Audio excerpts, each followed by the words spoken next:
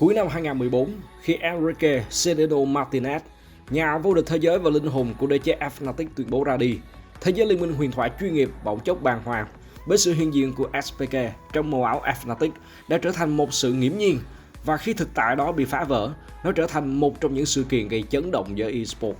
Dẫu vậy, với riêng cá nhân SPK, anh dường như đã chuẩn bị cho sự ra đi của mình từ rất lâu. Động thái chia tay Fnatic không phải là một cuộc đào thoát khỏi áp lực, mà là sự khởi đầu của một canh bạc táo bạo nhất sự nghiệp, một giấc mộng đã được ấp ủ từ lâu, tạo ra đội tuyển của riêng mình, một giấc mơ mang tên Origin. Giống như một ngôi sao băng, Origin đã vụt sáng trên bầu trời châu Âu, đốt cháy màn đêm bằng thứ ánh sáng huy hoàng nhưng ngắn ngủi, để lại một vệt sáng lấp lánh trong ký ức người hâm mộ. Hành trình của họ từ giải đấu hạng 2 cho đến vòng bán kết của World 2015 là một cuộc kiếm tìm, một sự khẳng định rằng ngay cả khi đã đứng trên đỉnh vinh quang, người ta vẫn có thể bắt đầu lại từ đầu để theo đuổi một giấc mơ còn lớn hơn. Nền móng của Origin được đặt bởi một trong những tuyển thủ vĩ đại nhất mà châu Âu từng sản sinh, SPK. Với tư cách nhà vô địch thế giới mùa 1 cùng Fnatic, anh đã là một biểu tượng, một tượng đài. Tuy nhiên sau nhiều năm chinh chiến, ngọn lửa đam mê trong SPK bắt đầu lụi tàn trước sự lặp lại đến nhàm chán của cuộc quay chuyên nghiệp. Anh chia sẻ rằng cảm thấy như mình đang chẳng đi đến đâu ngoài việc chỉ có chơi game. Sự ra đi của SPK khỏi Fnatic vào cuối năm 2014 không phải là một cuộc đào thoát khỏi áp lực cạnh tranh, mà là lời tạm biệt với một hệ thống đang dần đi vào trì trệ và bế tắc sau khi đã no nề danh hiệu. Đó là thời điểm mà nội bộ Fnatic đang rạn nứt với những thành viên chủ chốt lần lượt ra đi. Dưới sự hỗn loạn đó, SPK đã nhìn thấy một cơ hội để thực hiện hoài bão mà anh ấp ủ từ lâu. Trong một thông báo chính thức, anh tuyên bố: "Chỉ có một lý do duy nhất để tôi rời Fnatic, và đó là để hoàn thành giấc mơ mà tôi đã có từ rất lâu rồi. Giấc mơ của tôi là tạo ra đội tuyển của riêng mình, và tôi tin rằng đây chính là thời điểm để làm điều đó." Quyết định này không chỉ đơn thuần là việc thay đổi màu áo, nó biến SPK từ một tuyển thủ thành một doanh nhân, một người vừa phải gánh vác trọng trách thi đấu ở đường giữa, vừa phải lèo lái cả một tổ chức non trẻ. Áp lực nhân đôi này sớm trở thành một thử thách khắc nghiệt. SPK thừa nhận rằng có những lúc anh cảm thấy kiệt sức, không phải vì trò chơi, mà vì tất cả mọi thứ khác xung quanh nó, từ việc quản lý, kinh doanh cho đến việc trả lời email. Cuộc hành trình của Origin, ngay từ khi chưa bắt đầu, đã được định sẵn là một con đường đầy chông gai, nơi gánh nặng của một huyền thoại được đặt lên bàn cân với chính giấc mơ của anh ta. Để hiện thực hóa giấc mơ, SPK cần những người đồng đội. Đội hình mà anh tập hợp được nhanh chóng được cộng đồng ví von như một biệt đội The Expendables của làng liên minh huyền thoại.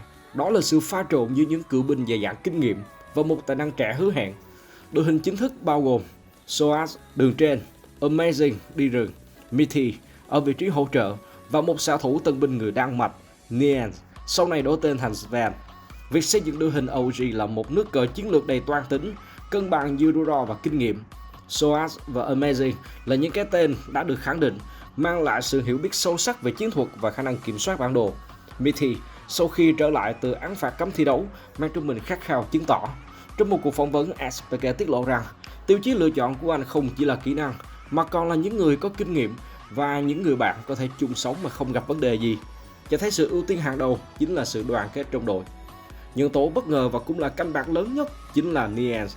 Thay vì tìm kiếm một xạ thủ ngôi sao, SPK đã đặt niềm tin vào một tân binh chưa từng có kinh nghiệm thi đấu chuyên nghiệp. Canh bạc này đã mang đến kết quả mỹ mãn.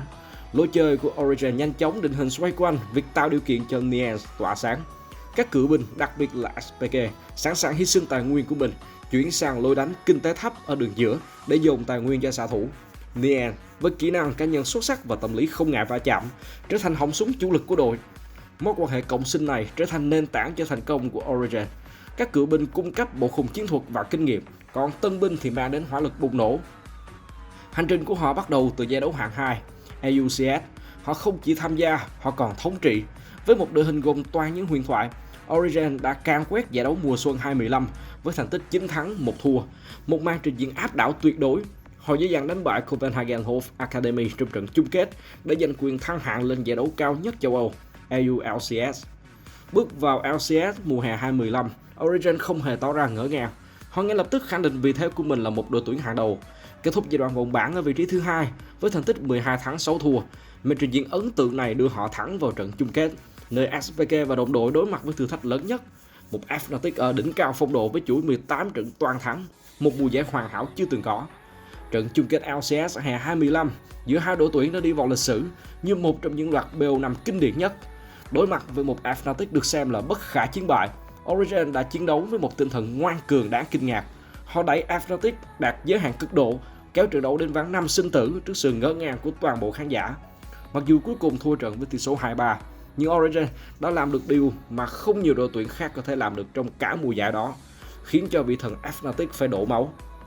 Sau thất bại tiếc nuối trận chung kết, Origen buộc phải bước vào vòng loại khu vực để tranh tấm vé cuối cùng của châu Âu đi thế giới. Đây là một bài kiểm tra thực sự về tâm lý. Một trận thua sát nút trong trận chung kết có thể làm suy sụp tinh thần của bất kỳ đội tuyển nào. Tuy nhiên, Origen đã đáp lại bằng màn trình diễn không thể thuyết phục hơn. Họ càng quét vòng loại với những chiến thắng 3-0 tuyệt đối trước Roadcat và Unicorns of Love, qua đó khẳng định sức mạnh và bản lĩnh của mình. Màn trình diễn này còn cho thấy sự chuyên nghiệp và tập trung đáng kinh ngạc. Họ không chỉ giành vé đi World, họ bước đến đó với tư cách là một đội tuyển thế lực, một đội đã được tôi luyện qua những thử thách khắc nghiệt nhất và sẵn sàng đối đầu với tất cả. Tại World 2015, Origen được xếp vào bảng D, một bảng đấu được mệnh danh là tử thần với sự góp mặt của LGD Gaming, hạt giống số 1 Trung Quốc, KT Roster, hạt giống số 3 của Hàn Quốc, Team Solomid của Bắc Mỹ. Với tư cách là hạt giống số 3 châu Âu, Origen dĩ nhiên bị xếp ở mầm dưới. Thế nhưng họ đã khiến cả thế giới phải há hốc mồm. Origen kết thúc vòng bảng ở vị trí thứ 2 với thành tích 4 thắng 2 thua, hiên ngang vào tứ kết. Chiến thắng của họ trước LGD, đội tuyển được xem là một trong những ứng viên hàng đầu cho chức vô địch, là một cú sốc. Đặc biệt, Facilip Backdoor giành chiến thắng của Soaz trong trận đấu với LGD trở thành một trong những khoảnh khắc kinh điển, minh chứng cho kinh nghiệm và tư duy chiến thuật sắc bén của các cựu binh Origen.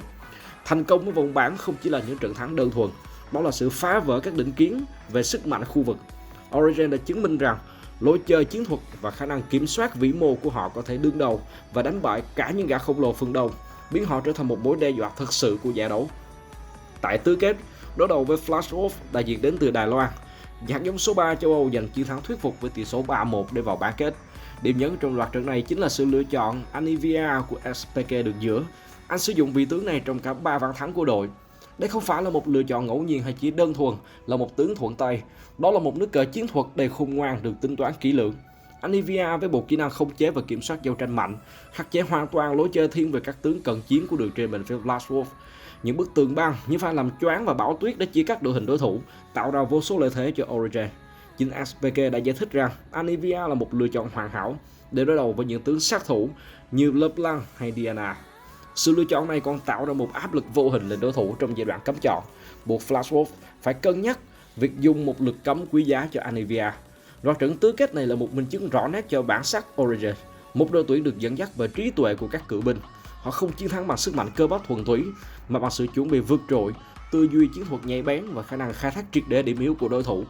SPK không chỉ là một người chơi, anh là một vũ khí chiến lược. Hành trình kỳ diệu của Origen đạt đến đỉnh điểm tại vòng bán kết, nơi họ đối đầu với một thế lực không thể ngăn cản, SK Telecom T1. SKT của năm 2015 là một gã khổng lồ bất bại, một đội quân hủy diệt đã can quét mọi đối thủ trên đường đi của mình. Gần như không ai tin vào một phép màu dù là nhỏ nhất cho Origen. Và rồi, ván đấu đầu tiên bắt đầu. Đó là khoảnh khắc mà Origen đã viết nên chương bi tráng nhất trong câu chuyện của họ. Dù cuối cùng phải nhận thất bại, họ đã chiến đấu một cách ngoan cường, là đội tuyển đầu tiên trong cả giải đấu lấy được trụ 2 của SKT. Họ đã thực hiện một pha ăn Baron lén lút và thành công ở phút 23 mà không bị phát hiện.